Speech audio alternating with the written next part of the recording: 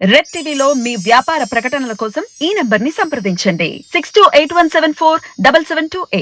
అందరికి నమస్తే. నేను మీ Gopi. Welcome back to Red TV. ఈరోజు మనతో వచ్చేసి సీనియర్ జర్నలిస్ట్ జగదేవ్ గారు ఉన్నారు. సార్ నమస్తే. సార్ నమస్తే. తిహార్ జైలుకు స్వాగతం అంటూ సుకేష్ చంద్రశేఖర్ ఆమ్ ఆద్మీ పార్టీ నాయకుడు ఎవరైతే ఉన్నారో అతనికి ఒక లేఖ రాశారు సార్.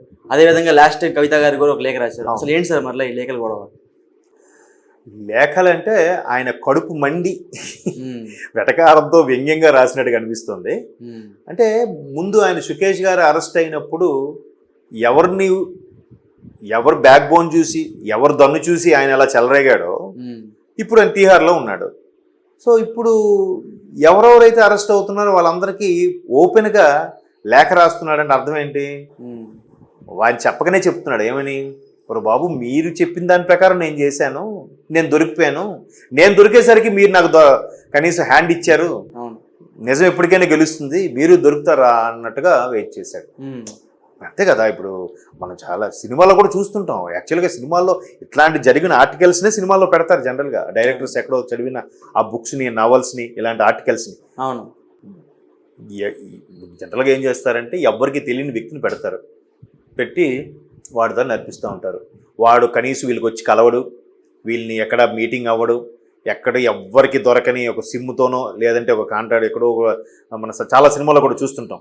వాడు హోటల్లో ఇలా కూర్చుంటాడు, వేరే దగ్గర ఇంకోటి ఎక్కడో కూర్చుంటాడు, జస్ట్ ఇలా ముఖం చూసి మాట్లాడుకుని ముఖం చూడరు, వాడు కూడా వీళ్ళు మాట్లాడుకుంటుంటారు. హవాలాకు సంబంధించిన ఏమైనా ఉంటే అక్కడ చిన్న చిన్న స్లిప్పుల ద్వారా దేని తేల్చేస్తారు కదా. సో అట్లాగే ఉంటారు సర్వసాధారణం. అవును. సో ఇప్పుడు వీటికి హెల్ప్ చేయకపోయేసరికి ఆయన కడుపు మండి రాస్తున్నాడు. కవిత గారు అరెస్ట్ చేసిన వెంటనే వెల్కమ్ టు తిహార్ క్లబ్ అన్నాడు. క్లబ్ ఎందుకు అన్నాడు? ఈ లిక్కర్ స్కామ్ సంబంధించిన క్లబ్ అని అర్థం. తిహార్ జైల్లో క్లబ్బే అదొక. అందరూ ఎంతపాటు చాలా వందల మంది ఉంటారు, కానీ ఒక క్లబ్ అంటే ఈ లిక్కర్ స్కామ్ సంబంధించిన అభ్యర్థులు ఎవరైతే ఉన్నారో క్యాండిడేట్స్ వాళ్ళ క్లబ్ అనమాట. సో ఇప్పుడు కవిత గారికి రాశాడు, సేమ్ మళ్ళీ ఈయనకి కూడా రాశాడు అని అంటే ఆ రాస్తూ ఆయన ఏమంటున్నాడు? ఇట్లాంటివి ఈయన ఇప్పుడు దొరికాడు కానీ చాలా ఉన్నాయి, 10 వరకు ఉన్నాయి ఇలాంటివి, నేను ఎప్పుడూరుగా మారి నేను చెప్తాను అన్నట్టు కూడా ఆ లేఖలో సారాంశం. అవును. మరి ఎంత కడుపు మండకపోతే ఇప్పుడు దట్టు ఇప్పుడు జనాలు కూడా నేర ప్రవృత్తి ఎలా అయిపోయిందంటే, నాకు దక్కలేదంటే ఆడికి కూడా దక్కకూడదు. శాడిజం, ఒక రకమైన సైకో లక్షణాలు ఎక్కువైపోతున్నాయి. లేదా నమ్మక ద్రోహం జరిగినా కూడా ఇలా మారుతారు. ఆయన అదే అంటున్నాడు కదా, నాకు జరిగినప్పుడు ఎవరు స్పందించలేదు, వీళ్ళెవరు కాపాడడానికి ముందుకు రాలేదు, ఎవరు తెలియదు అన్నట్టుగా ఊరుకున్నారు. ఇప్పుడు మీరు రెండురా బాబు నాతో కలుద్దురు కానీ అప్పుడు నా బాధ మీకు అర్థమవుద్ది అన్నట్టుగా ఉంది ఆ లేఖ. లేకపోతే లేఖ రాయాల్సిన అవసరం ఏముంది? లోపల ఆనందించవచ్చు కదా. అంటే ఎలాగైనా అమ్మయ్య ఈ విషయం ఇప్పుడు బయటకు వచ్చిందిరా అన్నట్టు ఫీల్ అయ్యాడు ఆయన. అలాగే అనిపిస్తుంది కదా. అమ్మ ఇవి ఎట్లా ఉందంటే అంటే ఇండియన్ హ్యూమన్ సైకాలజీ అంతా. ఇప్పుడు పక్కింటి కరెంట్ లేదనుకో, నేను చాలా సందర్భాలు చెప్పాను ఎగ్జాంపుల్. ఫస్ట్ మనకు కరెంట్ లేదనుకో పక్కింటి వాడికి ఉందో లేదో చూస్తాం. అడిగి లేదా, ఆడుకుండి మనకు లేకపోతే అప్పుడు చూడాలి బాధ. అరే ఆడుకుంది మనకు లేదు, అరే ఆడుకుంది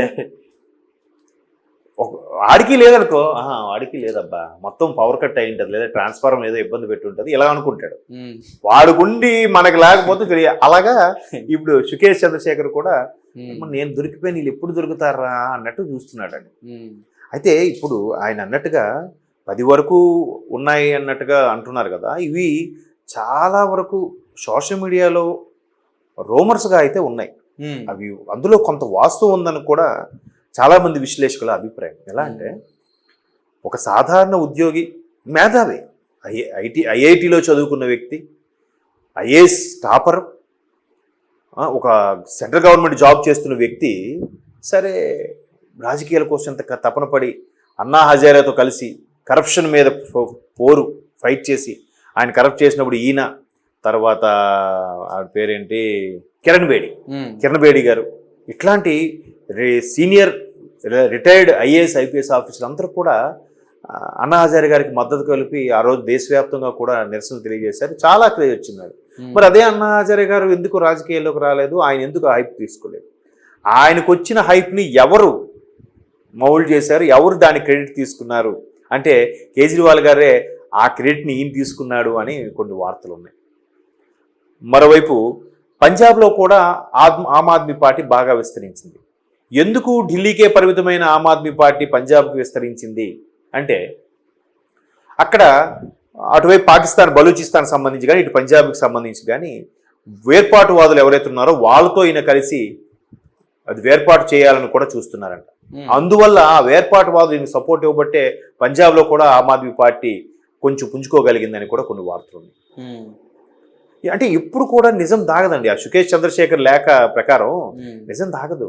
అది 3 నెలలు పట్టచ్చు, 3 ఏళ్ళు పట్టచ్చు, 10 ఏళ్ళు పట్టచ్చు ఖచ్చితంగా. ఇప్పుడు గతంలో ఆయన చౌతాలా గారు, జయలలిత గారు, లాలూ ప్రసాద్ యాదవ్ గారు వీళ్ళందరూ కూడా ముఖ్యమంత్రి పదవి దిగిపోయిన తర్వాత వాళ్ళకి శిక్షలు పడ్డవే. అయితే కొంతమంది అనుభవించారు, కొంతమంది వయసు రీత్యా సర్లే వయసు మీద పని ఇదేం చేస్తారని చెప్పి వదిలేశారు, హౌస్ అరెస్ట్లో పెట్టేశారు. జయలలిత గారు అయితే చచ్చిపోయిన తర్వాత తీర్పులు వచ్చాయి కదా. కాబట్టి ఎప్పటికీ నిజమైతే దాగదు. కాకపోతే చనిపోయాక ఓ మహానుభావులు రా, కీర్తి చేసులు రా అని పొగుడుతాం. అట్లాగా పదవులు ఉంటుండగా అరెస్ట్ అయ్యారంటే ఎంత పవర్ఫుల్ వెపన్ దొరుకుంటుంది వాళ్ళకి, ఈడీ వాళ్ళకి కదా. లేకపోతే ఇప్పటికి గగ్గోలు పెట్టిరు, సుప్రీంకోర్టు ఇంకోటి పెట్టి నాన్న హడావిడి చేద్దరు కదా. ఎందుకు చేయలేకపోతున్నారు? కేవలం నిరసనల వరకు ఎందుకు అవుతుంది? కాబట్టి అలాగా ఇట్లా చాలా ఉన్నాయి. ఈ గోవా వైపు ఎన్నికలకు కూడా అమౌంట్ తరలించినప్పుడు హైదరాబాద్ మీదుగా చెన్నై నుంచి గోవా వరకు అమౌంట్ నోటు విషయంలో పంచుతారనే విషయంలో ఇట్లాంటివి కూడా ఆపుకి చాలా విమర్శలు అయితే ఉన్నాయి. మొదట్లో ఎంత క్రేజ్ అంటే అసలు దీక్షిత్ గారు అనుకుంటా అప్పుడు 10 ఏళ్ళ కిందట ముఖ్యమంత్రిగా ఉన్నప్పుడు ఆవిడ అటువంటి చాలా మంచి లీడర్గా పేరు తెచ్చుకున్న ఆవిడని పక్కన తప్పించేసి ఆమ్ ఆద్మీ పార్టీ వచ్చేసింది. ఈయన ప్రమాణ స్వీకారం కూడా వెహికల్స్ ఏమి వాడకుండా మెట్రో ట్రైన్లో వెళ్ళారు. అబ్బా ఎంత సింపుల్ సిటీ, ప్రభుత్వ ధనాన్ని వృధా చేయట్లేదు, ఎంత గొప్పగా పొగిడారు. ఏమైంది? మెల్లమెల్లగా ఒక్కొక్కటిగా బయటకు వస్తుంది. ఇప్పుడు టీఆర్ఎస్ చూడండి, టీఆర్ఎస్ ఉన్నంత వరకు ఓ సూపర్ తెలంగాణ ఉద్యమ నేత, మొత్తానికి తెలంగాణ ఈ స్థాయిలో ఉందంటే దానికి కారణం టీఆర్ఎస్, అదే అలియాస్ బీఆర్ఎస్గా మారింది అన్నారు. ఇప్పుడు కాంగ్రెస్ వచ్చాక ఏమైంది? కాంగ్రెస్ కావాలని రుద్దుతుందా, నిజంగా బయటపడుతున్నాయో అర్థం అవ్వట్లేదు. రోజుకో విషయం బయటకు వస్తుంది తెర మీదకి. ఇప్పుడు కవిత గారి విషయం, ఫస్ట్ స్టార్టింగే ల్యాండ్ క్రూజ్ విషయం, తర్వాత మేడిగడ్డ విషయం, అది ఇప్పుడు దాని మీద సిట్టింగ్ జడ్జితో కూడా చేపిస్తున్నారు. తర్వాత గ్రూప్ 2లో కొంతమంది ఎంప్లాయీస్కి ఊరికే వాళ్ళు తెలిసిన వాళ్ళకి శాలరీలు ఇచ్చి పెట్టుకుంటున్నారట. వాళ్ళు ఇప్పుడు రేవంత్ రెడ్డి గారు గవర్నమెంట్ వచ్చాక వాళ్ళ ఆఫీస్కి వస్తే మీరు ఏ నోటిఫికేషన్లో సెలెక్ట్ అయ్యారు, ఇప్పుడు ఎగ్జామ్ రాశారంటే వాళ్ళు తెల్లమొహం వేస్తున్నారు. ఇట్లాగా ప్రతీది బయటకు వస్తున్నప్పుడు దాన్ని ఏమనుకోవాలి? ఏమంటే వీళ్ళేమో సింపుల్గా కక్ష సాధింపు చర్యలు అనేస్తారు. కక్ష సాధింపు చర్యలు అయితే మీరు ప్రూవ్ చేసుకోవచ్చుగా, లేదంటే వాళ్ళు చూపించిన ప్రూఫ్స్ ఇవి కాదని చెప్పొచ్చుగా. నెక్స్ట్ గ్రూప్ 2 అది ఎంత దారుణం అంటే కనీసం వాళ్ళకి శిక్ష విధించారా? ఎవరినైనా పట్టుకోగలిగారా? లేదంటే మళ్ళీ సింపుల్గా ఎగ్జామ్ రద్దు అంటే ఏంటి? ఎంతమంది ఎన్ని డ్రీమ్స్ పెట్టుకొని ఉంటారండి దాని మీద చర్యలు ఏవండి? ఒక అమ్మాయి సూసైడ్ కూడా చేసుకుందా, మేబీ దీనికోసం చేసుకుందో, ఆమె ఇంకేం దేనికోసం చేసుకుందో తెలియదు, కానీ ఆ సందర్భంలో అలా కదా వచ్చింది. మరి దాని గురించి ఎక్కడ ఎంక్వైరీ చేశారు? సో ఇట్లాగా ఇప్పుడు కేజ్రీవాల్ గారు అరెస్ట్ అయ్యారు కాబట్టి ఇప్పుడు ఇంకా చూడండి, ఇంకా అలాగా ఒక్కొక్కటిగా వస్తుంటాయి. అసలు అందుకు ఇలాంటి ఇవ్వడం వల్ల రాజకీయ వృత్తి అంటేనే, రాజకీయ నాయకులు అంటేనే జనాల్లో ఒక రకమైన అభిప్రాయం ఏర్పడిపోయింది. మంచిగా అయితే లేదు నా ఉద్దేశం. అది ఇంకెట్లా ఉంటుందో రాను చదువుకునే వాళ్ళు, మేధావులు వస్తే బాగుంటుంది అనుకుంటున్నా.